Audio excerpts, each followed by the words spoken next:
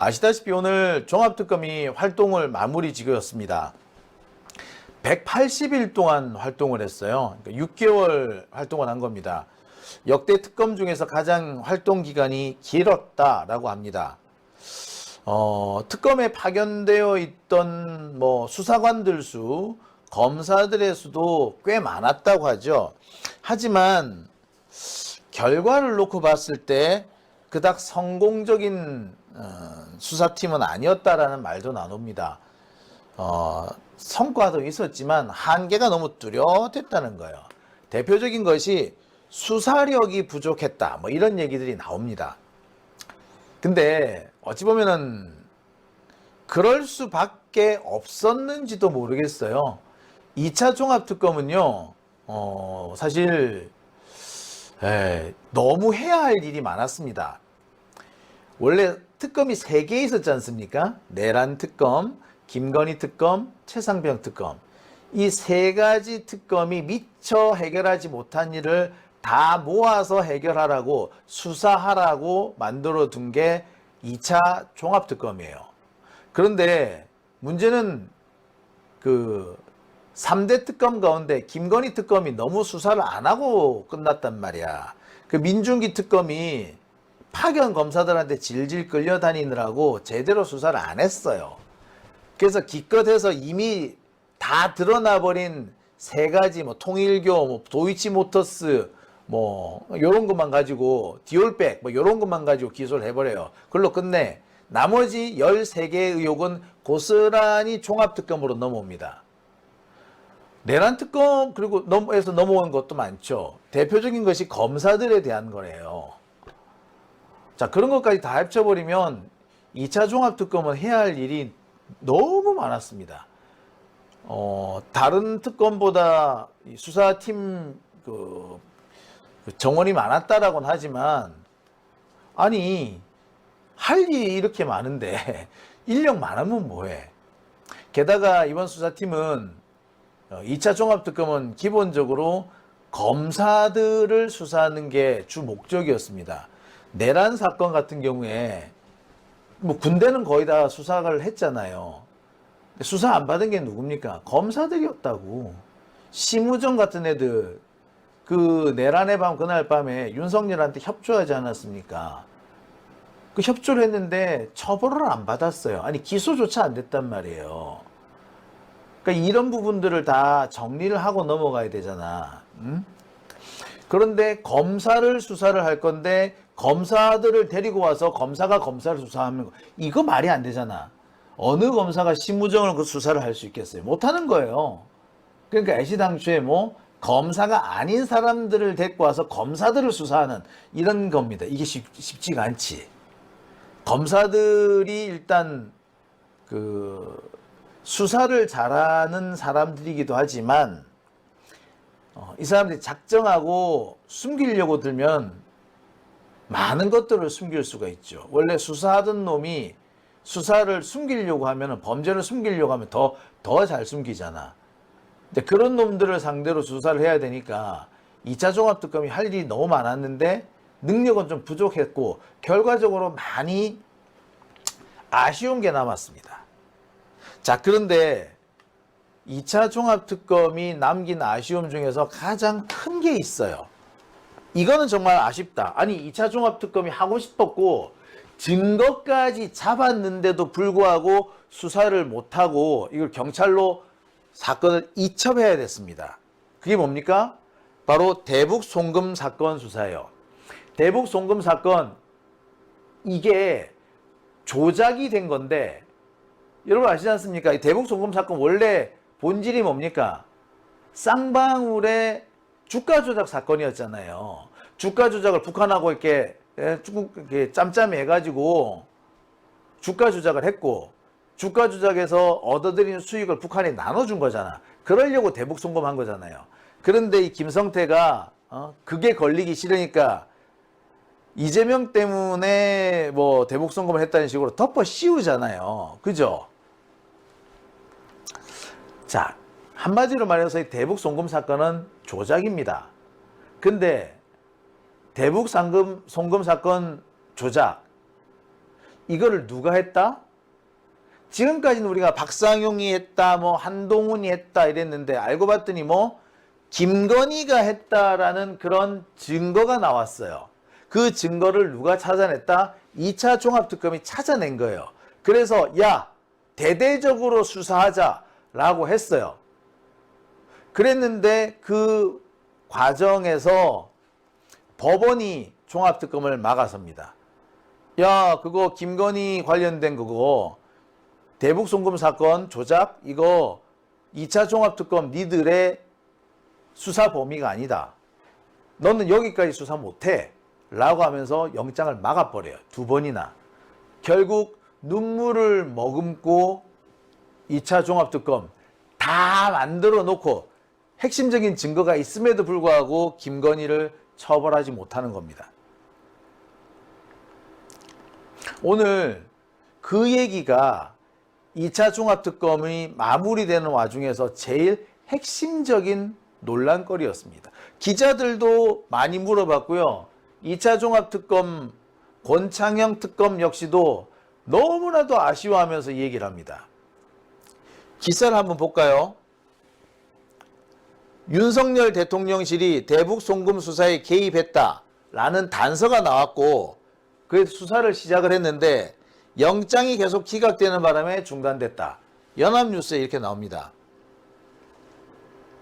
자, 읽어볼게요. 권창형 2차 종합특검 검사팀이 윤석열 정부 대통령실의 쌍방울 대북 송금 사건 수사 개입 의혹과 관련해 강제 수사를 시도했지만 법원이 영장을 모두 기각하면서 불발됐다. 특검팀은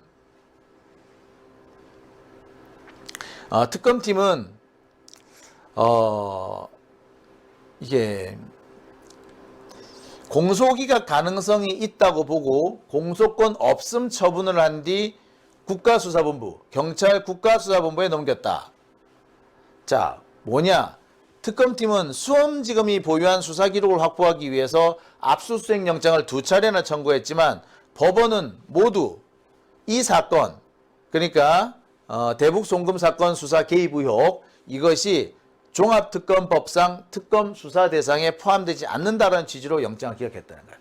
2번이나 기각했으니까 야, 이렇게 되면은 나중에 우리가 억지 기소를 하더라도 공소권이 없으니까 공소 기각되겠네. 그래서 사건을 더 이상 취급하지 않고 경찰로 넘기자 이랬다라는 거예요. 자, 정리를 한번 해보겠습니다. 2차 종합특검이 대북 송금 사건 조작 의혹에 대해서 수사를 하려고 했어요. 정말 결정적인 증거, 단서를 확보를 한 상태였어. 그래서 이 단서를 확인하기 위해서 수원지검이 갖고 있는 대북 송금 사건 수사 기록을 받아오려고 했어. 근데 수원지검이 안 줘. 그래서 영장을 청구해서 강제로 받아오려고 그랬는데 법원이 기각을 해버리네. 왜?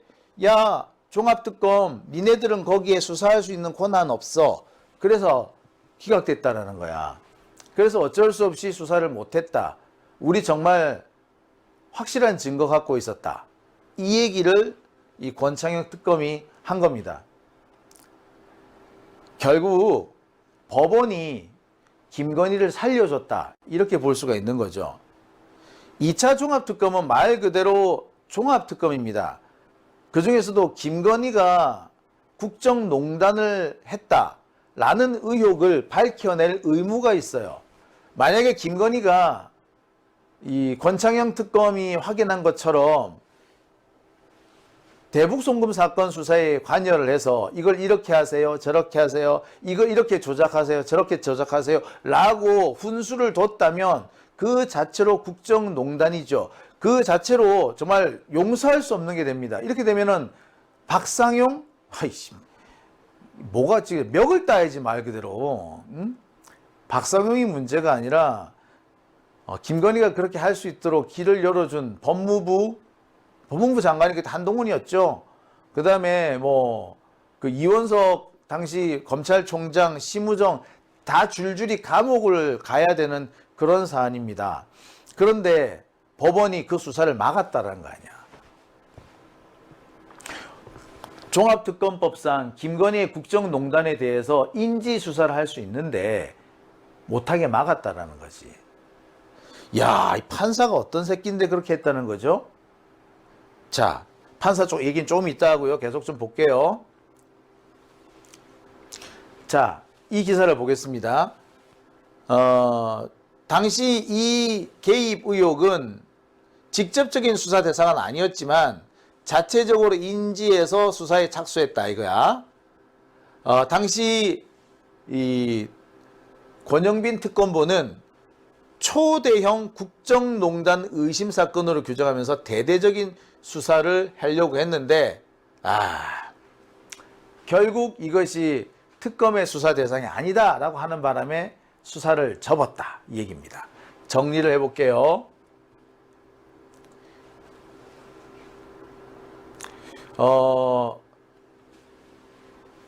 쉽게 말해서 대북 송금 사건이 이게 초대형 국정농단 사건이다.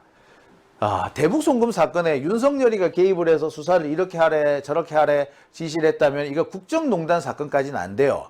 그건 뭡니까? 직권남용 사건이라고 그랬을 겁니다. 근데 국정농단 사건이라는 건 뭡니까? 대북 송금 사건에 윤석열이가 아니라 김건희가 개입했다는 것이 확인됐다는 얘기죠. 그래서 수사를 하려고 했어. 그랬는데 어찌 됐다고? 영장을 기각시켜 버렸네. 경장 시작된 이유는 종합특검의 수사 범위가 아니다라고 해서 기각이 된 거예요. 사실상 수사가 불가능하다라고 판단한 거죠. 그래서 수사를 못했다라는 거예요. 사실 종합특검은 지난 4월에 이미 수사 준비를 끝내놨어요. 지난 4월이야. 지금이 8월이죠. 만약에 이때 종합특검이 수사를 시작했으면 지금쯤 뭔가 따끈따끈한 게 나왔어야 돼. 넉 달이나 됐었고 미리 준비를 했었고 게다가 증거를 찾았잖아. 단서가 있었잖아.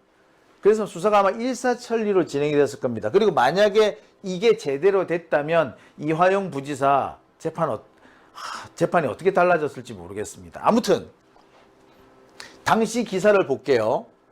2차 특검 쌍방울 대북 송금 수사 요거와 관련해서 박상용 출국 금지시켰다. 그러면서 피의자로 전환했다. 그리고 이때 뭐도 나옵니까? 한동훈 것도 같이 나와요. 그러니까 쌍방울 대북 송금 사건 수사, 이 사건이 이거 수사가 사실은 검찰이 조직적으로 관여한 사건이잖아요. 수원지검에서 했지만 정치검찰의 역량이 총동원된 사건이었고 여기에 당연히 한동훈이나 당시 검찰총장이 이런 사람 다들 개입됐을 수밖에 없는 거예요. 그러니까 당시 이 검찰 수뇌부, 법무부 다 출국 금지가 됐었고 이때 한동훈도 같이 출국 금지가 됐었습니다. 그랬는데 아까도 말씀드렸듯이 영장을 청구를 했는데 영장이 기각이 돼버리는 거야. 그래서 결국에 더 이상 수사를 못하고 중단된 거예요. 한동훈에 대해서 출국 금지를 시켜놓고도 수사를 못한 이유가 여기에 있는 겁니다. 사실 종합특검은 한동훈에 대해서 여러 가지 혐의를 잡았던 것 같아요. 내란과 관련된 혐의도 있었을 것 같고요. 그 다음에 각종 수사, 과잉 수사라든지 수사 조작 의혹 이런 것과 관련해서도 특히 또 내란 부분과도 이렇게 여러 가지 의혹이 있었습니다만 제대로 된 수사를 못했던 이유가 바로 이런 이유들 때문이었던 것 같아요. 자, 아무튼 이미 4월에 수사 준비가 끝나 있었는데 그랬는데 못했다는 겁니다. 왜 못했느냐? 일단 검찰이 협조를 안 해줬어. 아니 수사 기록을 일단 가지고 와야지 이 내용을 알 수 있을 거 아니에요. 좀 더 수사를 할 수 있을 거 아닙니까? 근데 검찰이 수사 기록을 넘겨주지를 않았다고 해요. 수사 기록을 그러니까 검찰이 자기들이 수사한 거 이거 법원에도 제출하니까 당연히 이 종합특검에도 제출하는 게 맞습니다. 근데 종합특검에 제출 못하겠다라고 배째 이래버린 거야.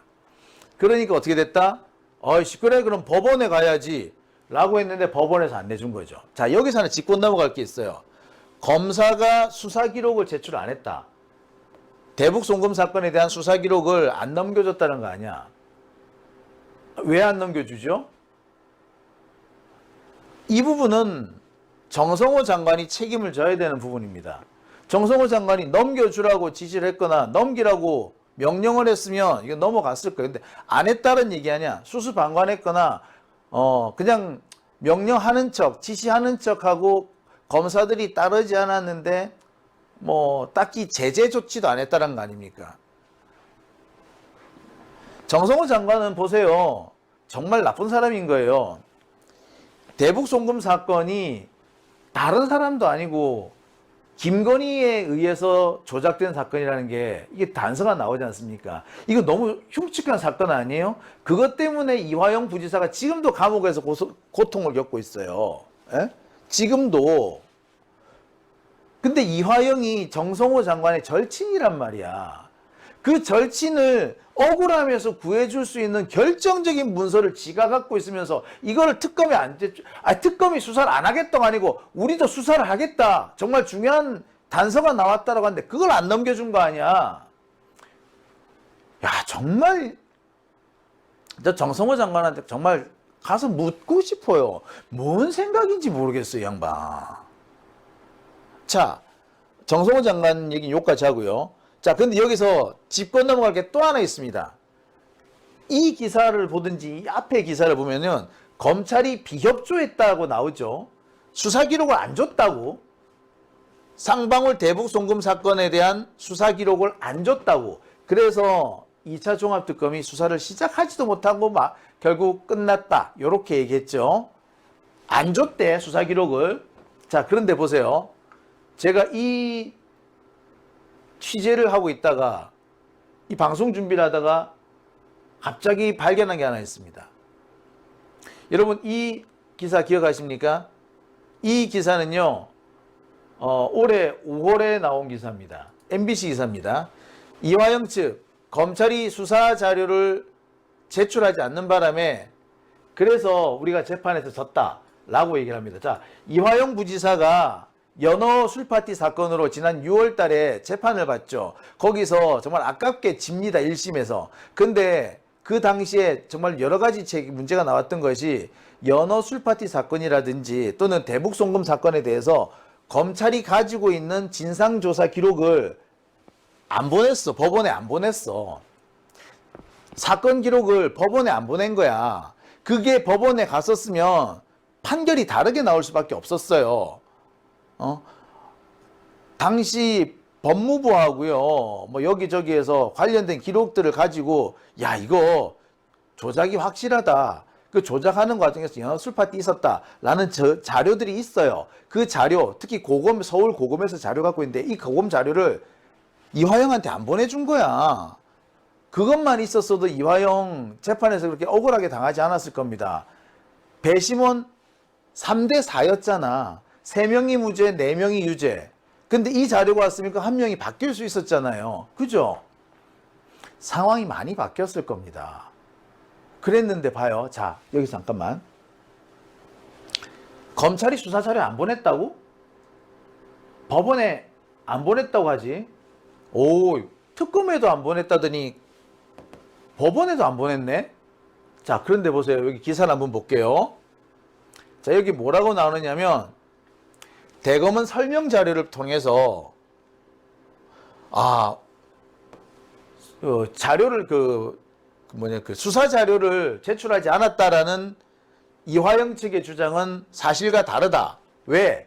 우리는 수사 기록을 종합특검을 통해서 이미 재판부에 제출했다. 무죄의 핵심 증거가 누락된 채 판결이 선고되었다는 변호인의 주장은 사실이 아니며 필요한 자료는 모두 종합특검을 통해 재판부에 제출됐다. 대검에 따르면 1심 재판부, 이화영 부지사의 1심 재판부는 2차례에 걸쳐서 서울고검에 자료를 보내달라고 요청을 했는데 서울고검은 1차 때는 아직 수사가 진행 중이라서 못 보냈고 2차 수사 때는 2차 종합특검에 사건을 이송했다. 자료를 다 넘겼다. 라고 해서 우리는 자료가 없거든요. 해서 안 보냈다는 거야. 자, 봐요. 검찰이 누구한테 보냈다고 자료를 했다고? 자료를 누구한테 보냈다고 했다고? 2차 종합특검에 보냈다네. 아니 아까 이 앞에 봐요. 수사기록 제출 안 했다며. 특검은 수사기록이 안 나오는 바람에 강제로 수사기록을 뺏으려고 그랬는데 법원이 영장을 안 내줬어. 그래서 어쩔 수 없이 우리가 정말 어쩔 수 없이 우리가 수사를 접었습니다 라고 했잖아. 그죠? 어? 영장이 기각됐대잖아. 어? 검찰이 수사기록을 안 내주고 이러는 바람에. 그죠? 그런데 여기서는 뭐라고요? 우리 수사기록 줬어. 종합특검에 수사기록 줬어.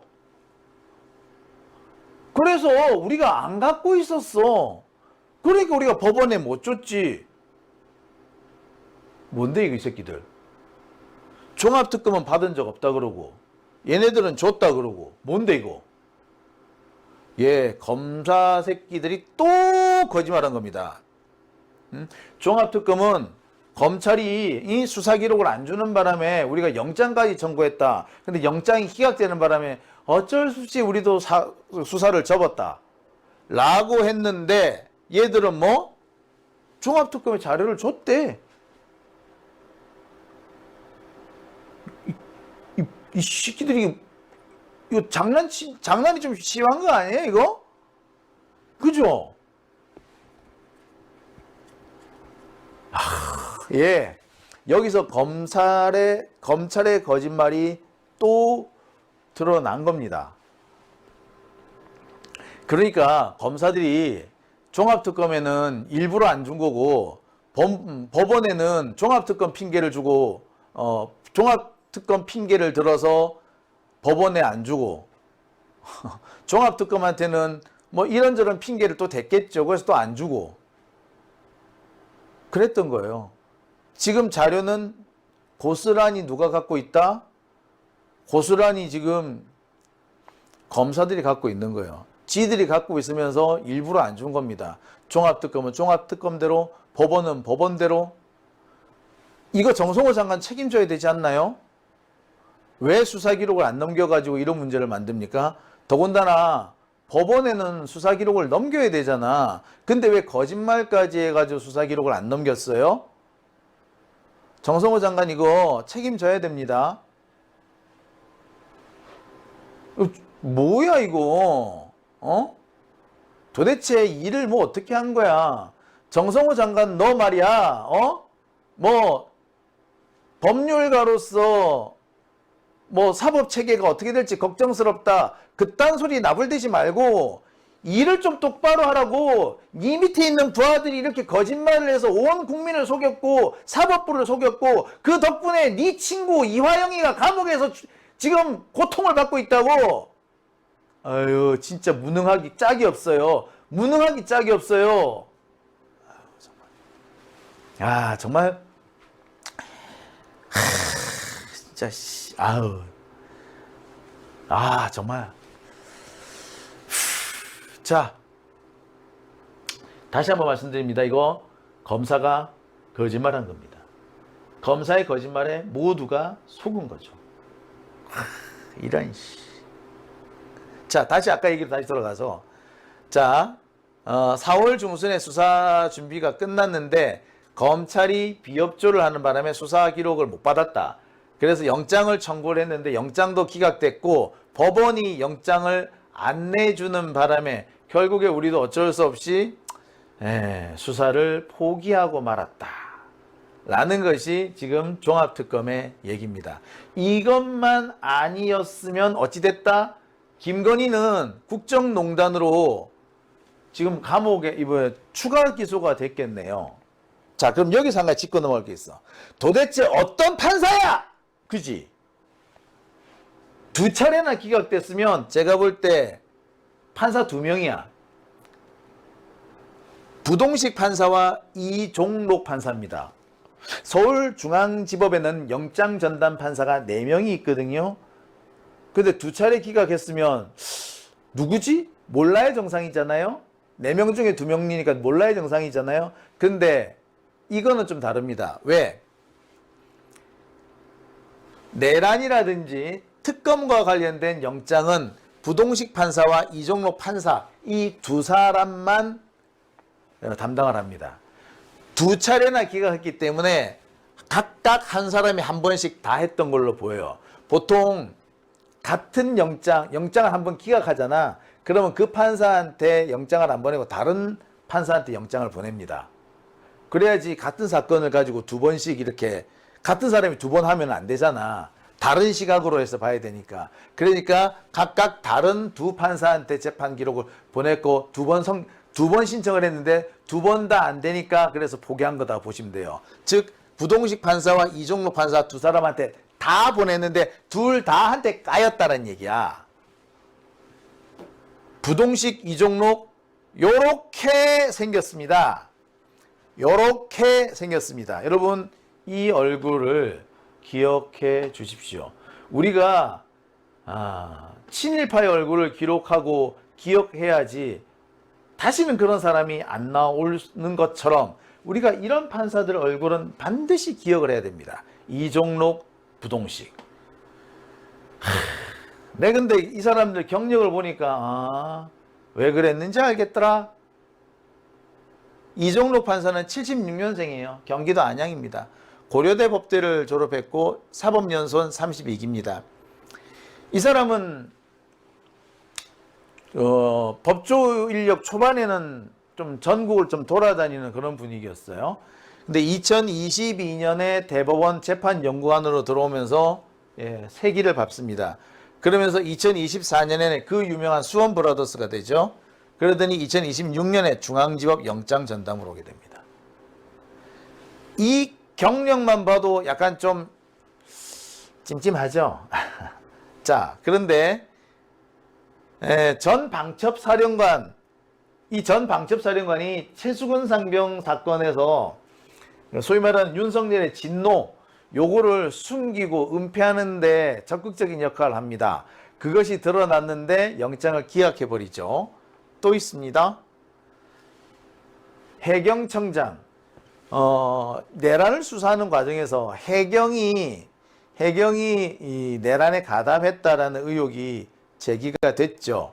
자, 그랬는데 전 해경청장, 그 내란 가담 의혹이 있는 해경청장에 대한 영장도 기각합니다.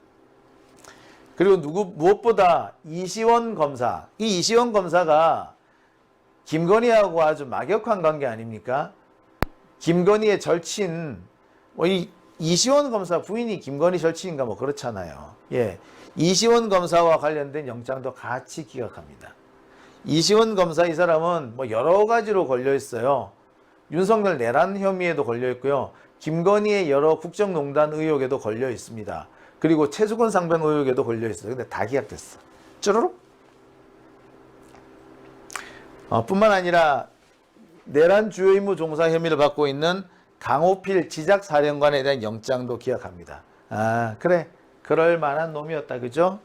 그러니까 이번에 2차 종합특검에 김건희 관련 영장도 기각을 한 거죠. 그럼 부동식은 뭔데? 72년생이에요. 제주도 출신입니다. 서울대 경영학과를 나왔고요. 연수원 33기입니다. 이 사람은 귀족 판사예요. 서울 남부지방법원, 중앙법원, 수원법원, 안산법원 등 주로 수도권에서만 근무합니다. 서울에서만 근무한다거나 강남에서만 근무한다거나 이런 정도까지는 아니지만 그래도 수도권에서 주로 근무합니다. 남부지검, 중앙지검, 수원지검, 안산지검, 지법. 강남에서 주로 목동에서 가기 좋은 데다. 그죠? 그리고 수원지법에서 판사를 하다가 올해 중앙지법으로 옵니다. 그리고 그 유명한 심우정에 대한 영장을 기각합니다. 그리고 심우정과 함께 그 영장이 청구된 전무곤 대검 기조실장 영장도 기각해요. 김명수 합참의장에 대한 영장도 기각합니다. 이런 놈들한테 영장이 갔으니 당연히 기각되었겠네요. 부동식 판사 같은 경우는 보니까 귀족까지는 안 되더라도 꽤 잘 나가는 판사였던 것 같아요. 지방 근무 기간이 그렇게 길지가 않아요. 보통 지방만 도는 그런 판사들도 상당히 많은데 이 사람은 수도권에서 근무를 했어. 뭐 매일 서울만 근무하는 그런 사람은 아니었지만 이 정도도 상당히 혜택받은 판에 속하죠. 그러니까 판결이 그따구로 나오는 거지 뭐. 못 작았어. 자, 아무튼 오늘 종합특검이 마무리 지었습니다. 나름 최선을 다했던 것 같아요. 검사를 대상으로 수사를 주로 했었어야 했기 때문에 적지 않이 힘들었을 겁니다. 검사들이 수사를 하는 사람이지만 원래 수사하는 사람들이 범죄를 숨기려고 마음을 먹으면 더 잘 숨길 수 있는 법이잖아요. 그런 면에서 참 검사들을 상대로 수사를 했다는 점에서 상당히 지금까지 성과도 뭐 꽤 괜찮은 성과라고 생각합니다. 하지만 이 기사에서도 보듯이 종합특검한테 넘어온 사건이 너무 많았습니다. 특히 김건희 특검에서 제대로 수사하지 않고 넘어온 사건들이 너무 많았어요. 그리고 양평고속도로 사건 같은 경우에도 지금 이거 제대로 하지를 못했습니다. 여기 그 권창용 특검이 직접 얘기한 것처럼 6개월로는 어림도 없었어요. 향후 특수본 등 다른 수사 체계가 마련돼야 된다. 제가 볼 때 이건 특검이 아니라 이거 뭐 다른 수사, 상설 수사를 좀 준비를 해야 되지 않을까라고 생각이 듭니다.